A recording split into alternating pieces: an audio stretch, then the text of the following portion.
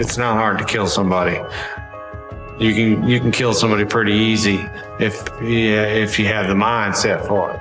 Antes de su ejecución, Gary Ray Bowles, el asesino de la I-95, se sentó en una entrevista en la que mostró una escalofriante falta de remordimiento, hablando despreocupadamente de las vidas que había destruido. Es un patrón perturbador que verás en este vídeo una y otra vez. He aquí 10 de las entrevistas más irrespetuosas a asesinos en serie. El 2 de noviembre de 1984, dos multitudes se reunieron en el exterior de la prisión central de Carolina del Norte, cada una de ellas centrada en la mujer que aguardaba su destino en el interior. Algunos sostenían velas, cantando en voz baja himnos para Velma Barfield, una abuela bondadosa y devota cristiana. Otros gritaban, «¡Muere, perra, muere!», exigiendo justicia por las vidas que había cegado. Dentro, Velma estaba sentada en silencio, preparada para convertirse en la primera mujer de Estados Unidos en recibir la inyección letal. Muchos se preguntaban cómo una abuela y feligresa podía estar relacionada con 6 muertes misteriosas, entre ellas las de sus 2 maridos, su madre y su novio, Stuart Taylor. Su hijo, Ronnie, reflexionó una vez sobre la vida de su madre con tristeza, diciendo, «Ya sabes, es lo más triste, pero parece que todo el mundo al que mi madre se acerca muere. ¿Cómo pudo el buen Dios permitir que esto le sucediera a una cristiana fiel como Velma Barfield?»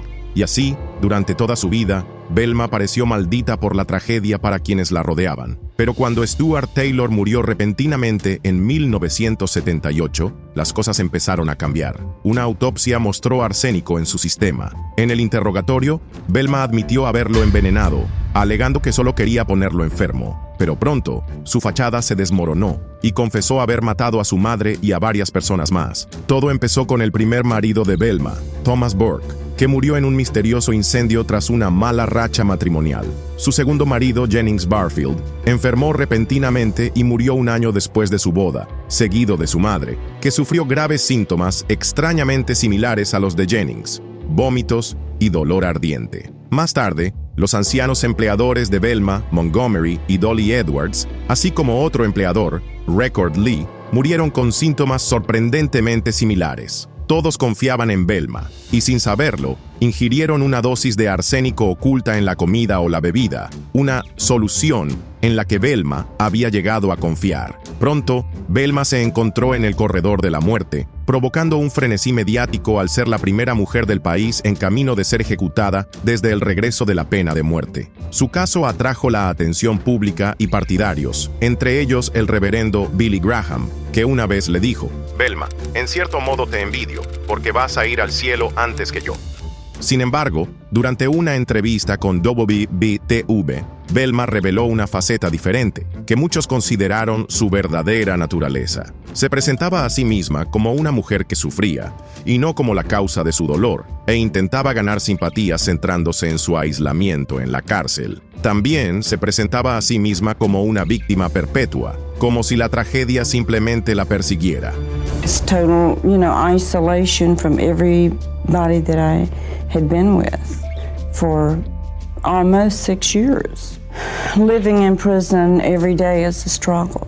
Esta vez, sin embargo, todo el mundo sabía que ella era la causante de la tragedia, no quien la sufría, lo que hizo que la entrevista resultara inquietante y, para muchos, profundamente irrespetuosa con sus víctimas. La historia de Velma llegó a su fin aquel día de noviembre. Su última comida fue una bolsa de cheese doodles y una Coca-Cola, y caminó tranquilamente hacia la cámara de ejecución. Cuando le preguntaron cómo se sentía, se limitó a decir, «Es mi puerta al cielo». Los testigos informaron de que Velma no parecía sufrir. Simplemente se relajó mientras el veneno tóxico corría por sus venas, a diferencia de las muertes lentas y dolorosas de sus víctimas. El 2 de enero de 1972, Timothy McCoy se despertó temprano en la casa de John Wayne Gacy, en los suburbios de Chicago. Solo había conocido a Gacy la noche anterior en una terminal de autobuses, donde Gacy le había ofrecido un lugar donde quedarse. Ahora estaba preparando el desayuno. Huevos, bacon, una pequeña muestra de gratitud. Todavía con el cuchillo en la mano, fue a despertar a Gacy, sin saber que este pequeño acto sería el último. Malinterpretando la situación, Gacy apuñaló a McCoy con el cuchillo, matándolo. y, en un giro perturbador, Gacy se encontró abrumado por lo que más tarde describió como un orgasmo adormecedor. Enterró el cuerpo de McCoy en el sótano de su casa y cubrió la tumba con hormigón. Durante los 6 años siguientes, docenas de cadáveres más se unirían al de McCoy, mientras Gacy seguía matando a hombres y niños, al tiempo que desempeñaba su papel de miembro honrado de la comunidad y de payaso Pogo, uno de los favoritos en las fiestas infantiles. Pero ahora, ¿qué había sellado el destino de Gacy, llevándolo finalmente esposado? El 11 de diciembre de 1978, un niño llamado Robert Pist desapareció tras ser visto hablando con Gacy sobre un trabajo. La policía comenzó a investigar a Gacy y, ante las crecientes sospechas, obtuvo una orden de registro de su domicilio. En su interior encontraron pruebas inquietantes, como un olor procedente del sótano. Lo que descubrieron conmocionó incluso a los investigadores más experimentados. 29 cadáveres enterrados bajo la casa de Gacy y otros 4 encontrados más tarde en un río cercano. Ante el aumento de las pruebas, Gacy confesó finalmente.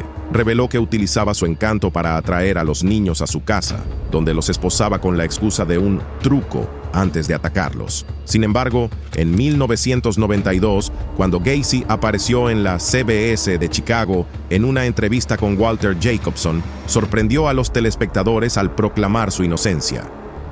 If they want to be convinced they're brainwashed into what they believe, then fine, then go ahead and kill me, because you will have executed somebody that didn't commit the crime.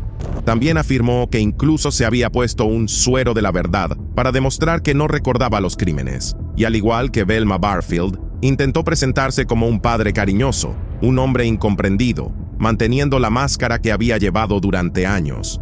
Here's how he describes himself as a father. Loving and caring. I've always looked after my children, even now. Sin embargo, la entrevista reveló inquietantes destellos del verdadero Gacy. Sus súplicas tranquilas y vacías resultaron extrañas a los espectadores que esperaban remordimientos, y tanto el entrevistador como los telespectadores se dieron cuenta de los momentos en los que la máscara de Gacy se caía. And I'm not a prosecutor, John, but you just I know said you're not. Wait a Buckovich minute. is not one that you killed, which suggests that maybe Oh. in fact there were others that you did kill. A lo largo de los 14 años que Gacy pasó en el corredor de la muerte, mostró poco arrepentimiento por sus crímenes. El 10 de mayo de 1994, mientras se preparaba para recibir la inyección letal, las últimas palabras de Gacy fueron tan irrespetuosas como parecía en la entrevista. Pésame el culo. Aunque John Wayne Gacy ya no está, su legado perdura. La mayoría de las víctimas recuperadas de su rastra fueron identificadas y devueltas a sus familias para ser enterradas. Sin embargo, 30 años después de su muerte, 6 de sus víctimas siguen sin ser identificadas, dejando a las familias sin respuestas. Pero John Wayne Gacy no es el único asesino en serie que intentó declararse inocente una vez sellado su destino. En el verano de 1980, el miedo se apoderó de Los Ángeles cuando aparecieron cadáveres de mujeres y niñas en callejones y contenedores de basura a lo largo de Sunset Strip. La policía y el público se quedaron atónitos ante la brutalidad. Las víctimas habían sido tiroteadas, mutiladas y, en algunos casos, violadas sexualmente después de muertas. Los medios de comunicación no tardaron en apodar a los asesinos desconocidos los asesinos de Sunset Strip. A la cabeza de este horror estaba Douglas Clark, cuya inquietante asociación con Carol Bundy dejó al menos 6 mujeres muertas. Juntos, se aprovecharon de las trabajadoras sexuales y fugitivas. Clark, que creció en el seno de una familia militar acomodada, tenía un oscuro historial de comportamiento depredador. Tras ser licenciado de las Fuerzas Aéreas en 1979, trabajó en una fábrica de jabón y pasaba su tiempo libre merodeando por los bares de Burbank. Fue allí, en North Hollywood, donde conoció a Carol Bundy, una enfermera con un historial de relaciones problemáticas. Su conexión provocó algo retorcido, y pronto las fantasías de Clark se convirtieron en asesinatos, y Bundy pronto se convirtió en su compañera en el crimen.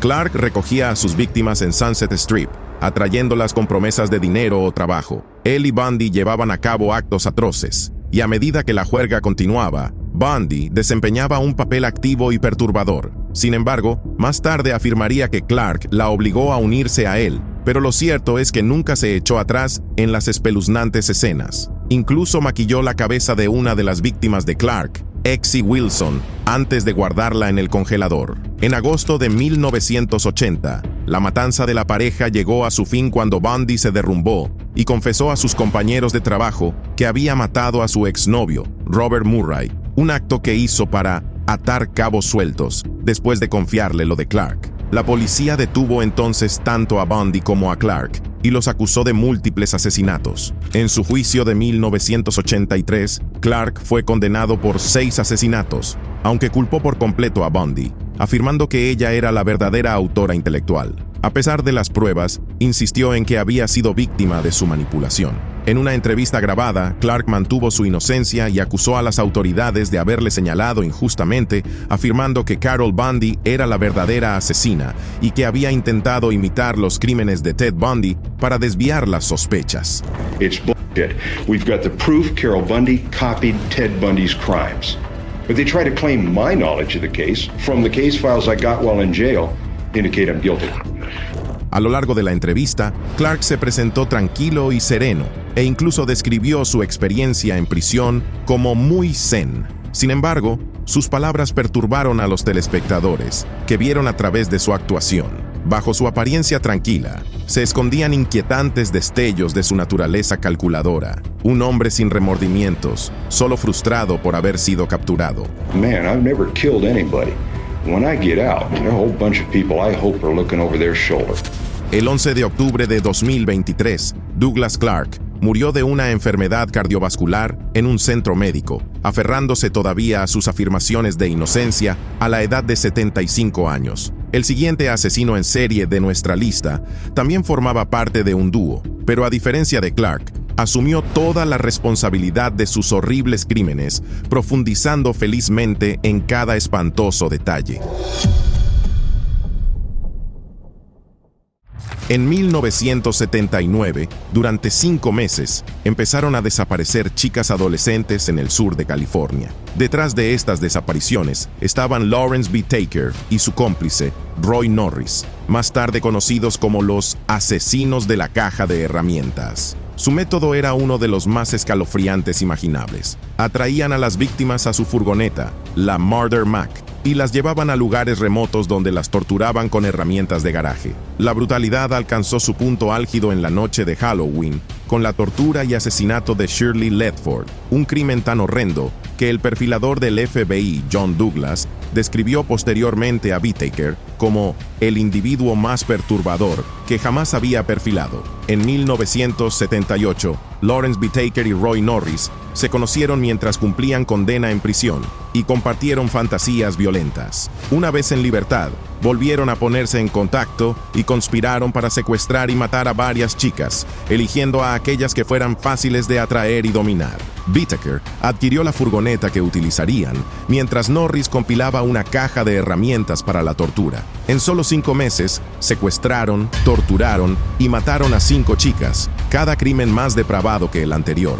En 1979, su juerga alcanzó su punto álgido la noche de Halloween, cuando detuvieron a Shirley Ledford, que acababa de terminar su turno en el restaurante. Con una grabadora en marcha, Whittaker y Norris la torturaron durante horas, exigiéndole que gritara más fuerte mientras hacían lo que él quería. Finalmente, las súplicas de Shirley se convirtieron en gritos desesperados de muerte. Cuando terminaron, abandonaron su cuerpo en un vecindario, donde fue descubierto a la mañana siguiente. En noviembre de 1979, su caída comenzó cuando Norris confió los crímenes a un antiguo conocido de la cárcel, lo que finalmente condujo a su detención. Norris se volvió rápidamente contra Whittaker, confesando los asesinatos a cambio de una cadena perpetua y conduciendo a la policía a remotas zonas montañosas donde se encontraron algunos restos. Whittaker, sin embargo, no mostró ningún remordimiento. Incluso sonrió mientras la fiscalía reproducía el audio de Ledford en el tribunal. En 1981, el juicio de Whittaker dejó a los miembros del jurado visiblemente conmocionados, muchos de ellos llorando mientras escuchaban detalles gráficos. El fiscal Stephen Kay describió el caso como uno de los más brutales de la historia de Estados Unidos, y más tarde dijo: si la pena de muerte no es apropiada en este caso, ¿cuándo lo será? El 19 de febrero de 1981, Whittaker fue condenado a muerte, pero en el corredor de la muerte no mostró ningún remordimiento Incluso autografió artículos con el apodo de Pierce Whitaker.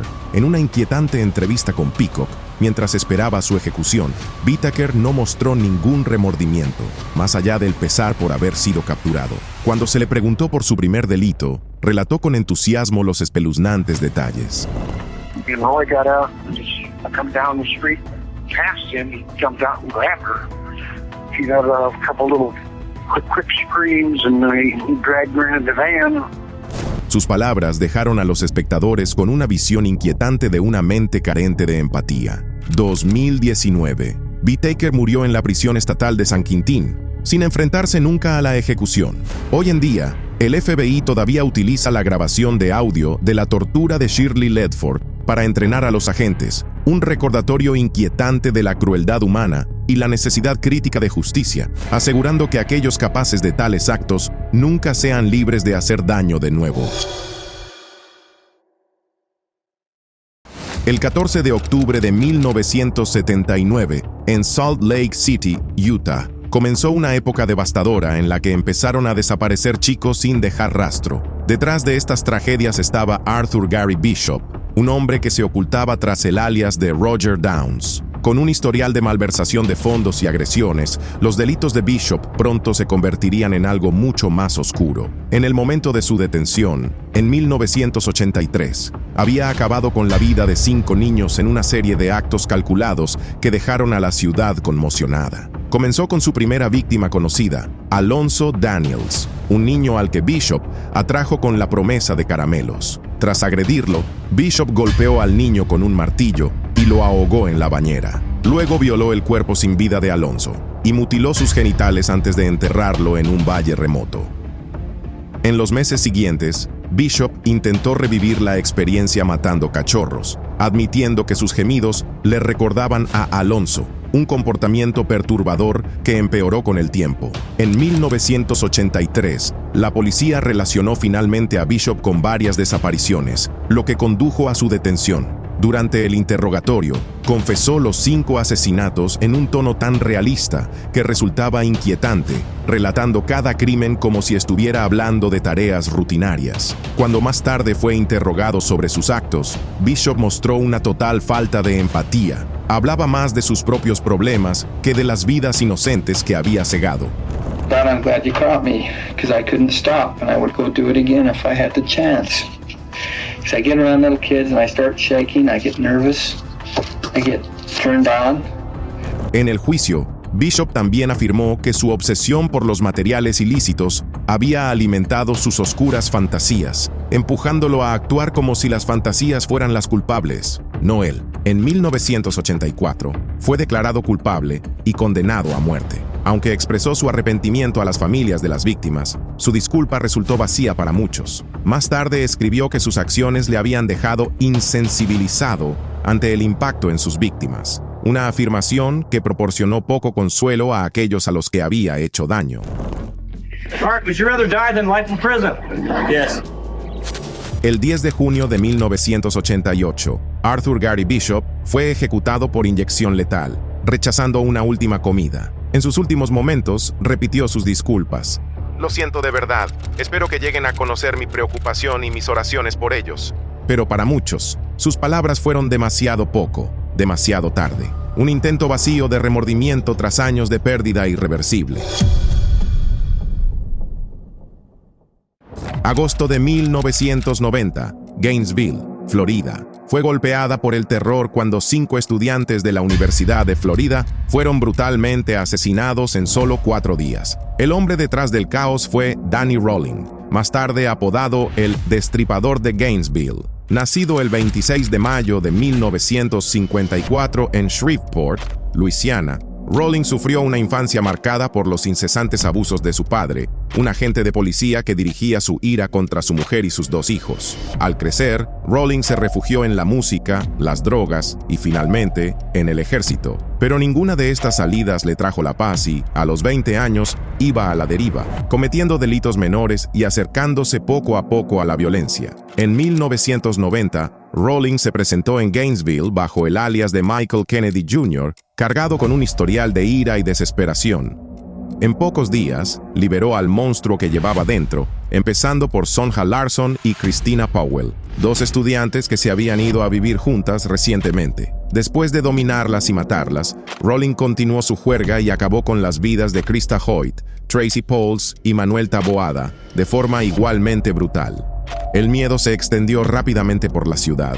Los estudiantes se desplazaban en grupos, los bates de béisbol se hicieron imprescindibles y muchos huyeron del campus, aterrorizados por lo que pudiera venir después. Mientras tanto, la policía se esforzaba por identificar a un sospechoso, ya que Rowling apenas dejaba rastro de pruebas. Hasta que un día, una coincidencia lo cambió todo. El 7 de septiembre de 1990, Rowling fue detenido, no por los asesinatos, sino por un robo no relacionado, tras una persecución a gran velocidad. No fue hasta meses más tarde cuando las pruebas de ADN lo relacionaron finalmente con los asesinatos de Gainesville. Una vez detenido, Rowling confesó tranquilamente y describió sus acciones con un detalle que dejó atónitos a los investigadores. En sus entrevistas, Rowling dio la impresión de ser alguien a quien le gustaba ser el centro de atención. Cuando se le preguntaba por los asesinatos, los describía como actos que no podía controlar, como si se rindiera ante una fuerza imparable. I let the evil in, and the evil just took over. And it was like when the sun would go down, I couldn't resist it. It just pulled me.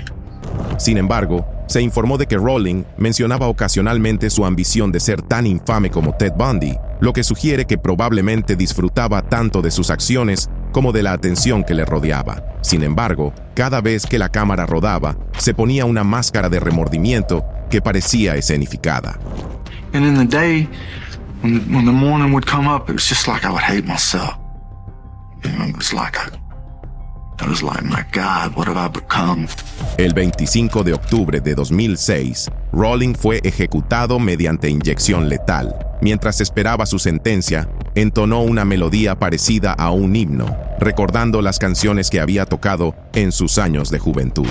La historia de Danny Rowling no terminó con su ejecución. Su horrible juerga inspiró al guionista Kevin Williamson para crear la película de terror Scream de 1996. Y en el campus de la Universidad de Florida hay ahora 5 árboles en memoria de las víctimas de Rowling, un recordatorio de que detrás de cada historia de terror hay personas reales y pérdidas reales que nunca pueden borrarse.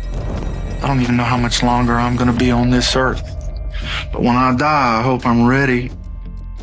I hope I die half as bravely as the people who perished in my hands.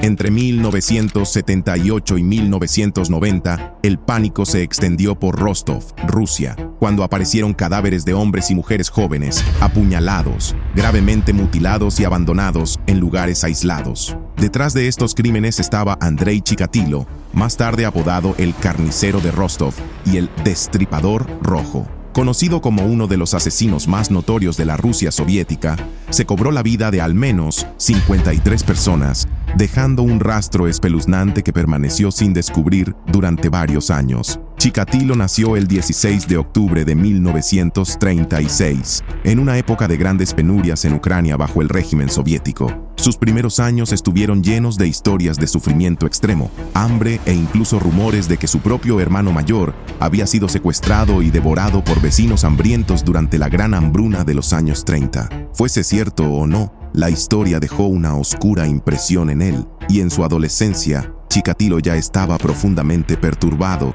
luchando contra la vergüenza, el odio a sí mismo y el acoso escolar. De adulto, sin embargo, parecía un típico ciudadano soviético, marido, padre y profesor. Pero bajo esta fachada, Chikatilo albergaba impulsos profundamente violentos. Pasó de una escuela a otra después de que los administradores descubrieran que había estado abusando de los estudiantes, pero no se detuvo, y su comportamiento pronto progresó hasta convertirse en una horrible pesadilla. 1978. Chikatilo se cobró su primera víctima conocida, una niña llamada Yelena Zakotnova. Aunque otro hombre fue condenado injustamente y ejecutado por el crimen, el asesinato de Yelena marcó el inicio de un patrón mortal que duraría más de una década.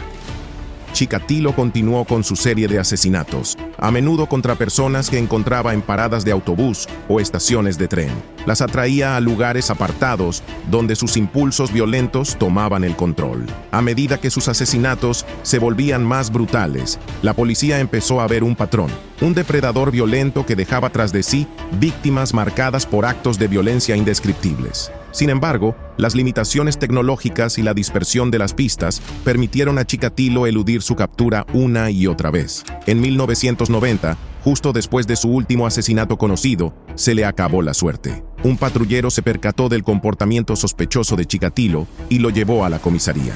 Llamaron al psiquiatra Alexander Bukanovsky, que había hecho un perfil del asesino, para que hablara con él. Ávido de atención, Chikatilo confesó con escalofriantes detalles, describiéndose más tarde como un error de la naturaleza, una bestia loca. En el juicio, Chikatilo mostró un comportamiento errático. Retenido en una jaula de hierro para protegerlo de las enfurecidas familias de sus víctimas, despotricó, cantó e incluso se exhibió ante el tribunal.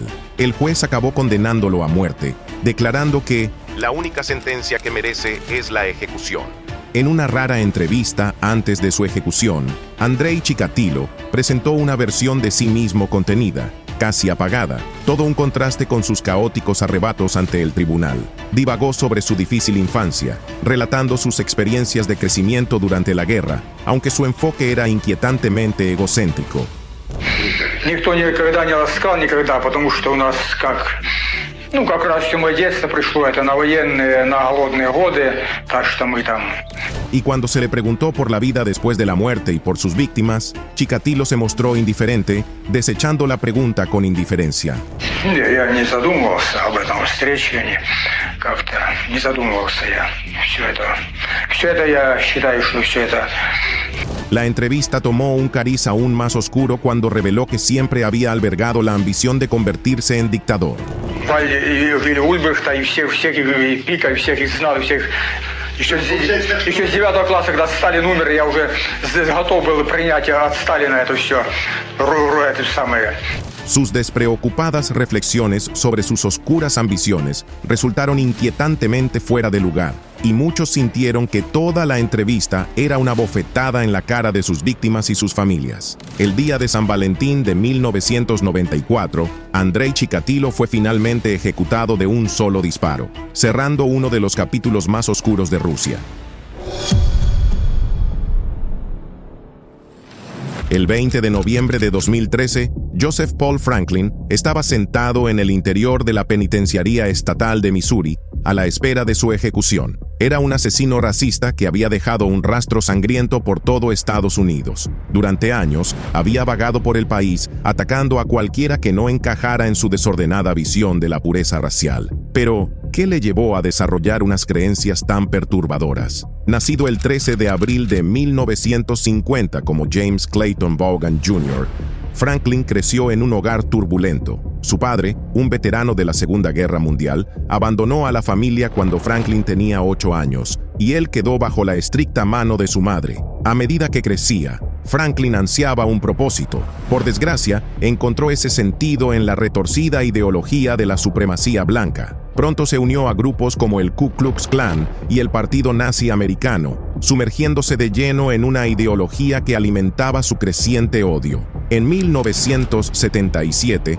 Franklin había adoptado una nueva identidad, junto con una misión enfermiza. Armado con rifles y una rabia implacable, empezó a recorrer Estados Unidos, atacando a parejas interraciales, afroamericanos y judíos, afirmando que estaba librando una guerra racial. Y aunque sus víctimas variaban en edad y procedencia, su motivación seguía siendo la misma: el odio racial. Y por desgracia, durante muchos años, Franklin evitó ser capturado cambiando de alias, de coche e incluso tiñéndose el pelo para pasar desapercibido allá donde iba. Sin embargo, a pesar de sus disfraces, llevaba su odio a flor de piel y hablaba abiertamente de él con cualquiera que quisiera escucharle. De hecho, su racismo era tan profundo que llegó a descartar a posibles testigos de descargo si no eran blancos. El 28 de octubre de 1980, la juerga de Franklin llegó por fin a su fin.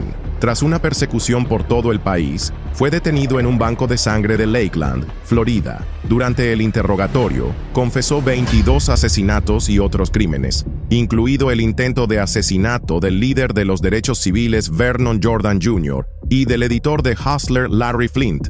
que quedó paralítico.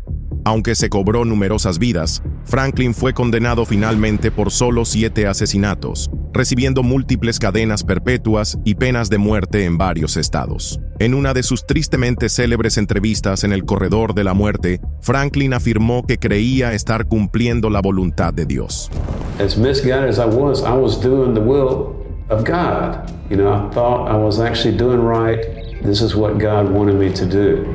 A lo largo de la entrevista, el tono impenitente de Franklin y su negativa a afrontar sus crímenes con remordimiento dejaron una impresión duradera en los espectadores. Incluso restó importancia al impacto de su violencia, diciendo que no podía volver atrás y pensar en los casos individualmente, como si simplemente estuviera demasiado agobiado con otros asuntos como para preocuparse. Franklin también parecía disfrutar de la atención, sonriendo mientras hablaba de su reputación entre los grupos extremistas que lo veían como un héroe. Do you think you're a hero to those hate groups? Well, that's what they tell me, Su falta de arrepentimiento y su retorcida santurronería demostraban hasta qué punto había llegado. Alguien que realmente creía que su odio tenía un propósito. Al final, Joseph Paul Franklin murió, pero el dolor que causó sigue vivo, como un recordatorio de que la lucha contra el odio nunca termina realmente. El 19 de abril de 1995, la tranquilidad de una mañana normal se hizo añicos en Oklahoma City cuando una enorme explosión arrasó el edificio federal Alfred P. Murrah. La explosión dejó una herida abierta en la estructura de 9 pisos, matando a 168 personas e hiriendo a cientos más, marcando el peor acto de terrorismo doméstico en la historia de Estados Unidos. En el centro de todo estaba un hombre, Timothy McVeigh, un veterano de la Guerra del Golfo convertido en extremista. Sin embargo, el camino de McVeigh hacia la violencia comenzó mucho antes de ese día. Nacido el 23 de abril de 1968 en Lockport, Nueva York, McVeigh creció en un hogar turbulento. Sus padres se divorciaron cuando era joven y encontró consuelo en actividades de supervivencia. En su adolescencia, McVeigh estaba fascinado con las armas y su interés se convirtió rápidamente en una obsesión. Pero nada parecía llenar el vacío que sentía, incluso después de alistarse en el ejército y servir en la Guerra del Golfo. Cuando regresó, su frustración no hizo más que crecer, especialmente después de presenciar acciones gubernamentales como las de Ruby Ridge y Waco. En 1992, en Ruby Ridge, agentes federales rodearon una remota cabaña de Idaho para detener a un hombre buscado por venta ilegal de armas de fuego. El enfrentamiento se volvió mortal cuando se produjeron disparos y en medio del caos murieron la esposa y el hijo del hombre. Un año después, se produjo el asedio de Waco. Los agentes federales intentaron asaltar el complejo de Texas de un grupo religioso conocido como los Branch Davidians, sospechando que violaban la ley de armas. Tras un prolongado enfrentamiento, se declaró un gran incendio en el que murieron decenas de personas. Para McVeigh,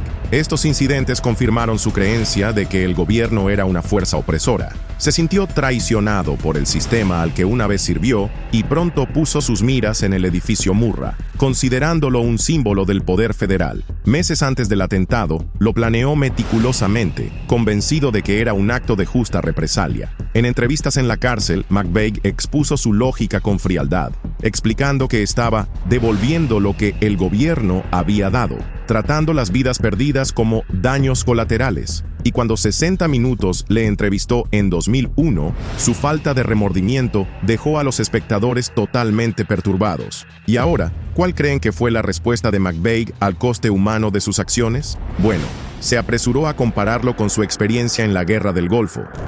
In the Gulf War, you were given medals for killing people.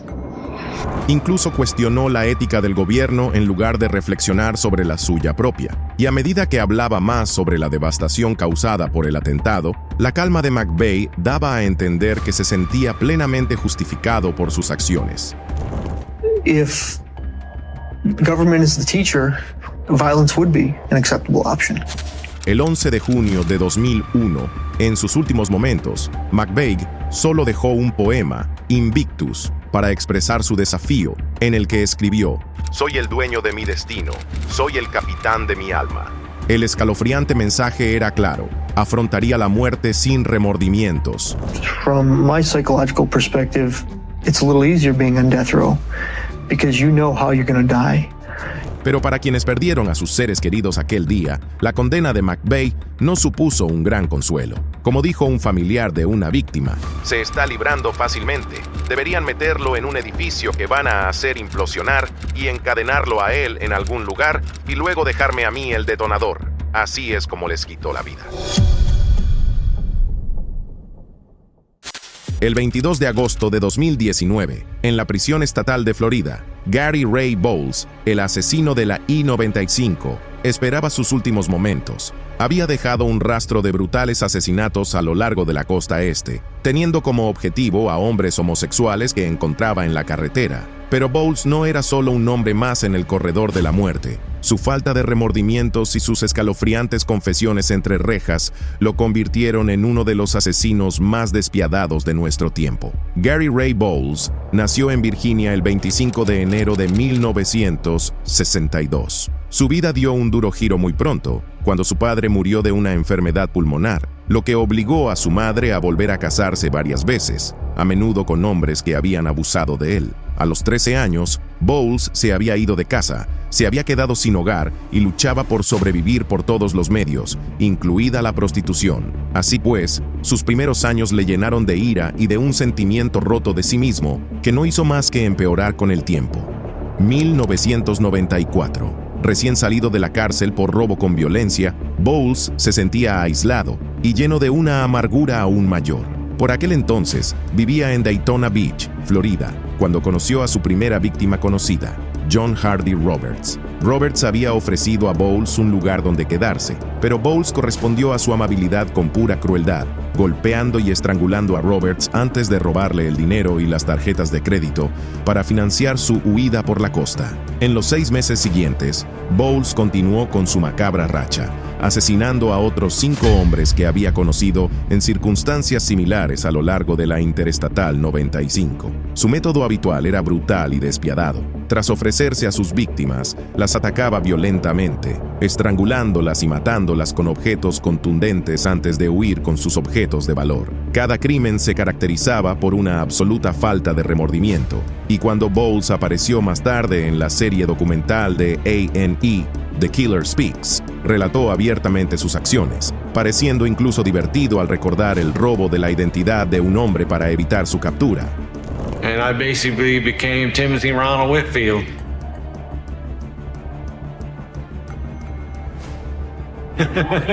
Y en un momento inquietante, describió despreocupadamente sus asesinatos como si le aportaran una retorcida sensación de alivio. How do you feel afterwards leaving your body behind? I don't know. I felt all right, you know. There's not really a way to describe it, you know. It's just, I guess, relief. También trató de eludir la responsabilidad de sus crímenes, culpando a su odio hacia los hombres homosexuales, un odio que, según él, estaba provocado por luchas personales y resentimiento, e incluso se atrevió a faltar al respeto a sus víctimas, refiriéndose a una de ellas como loca y espeluznante. You just started talking all crazy and it just got real creepy. It just got to be, I'm gonna this guy up, you know.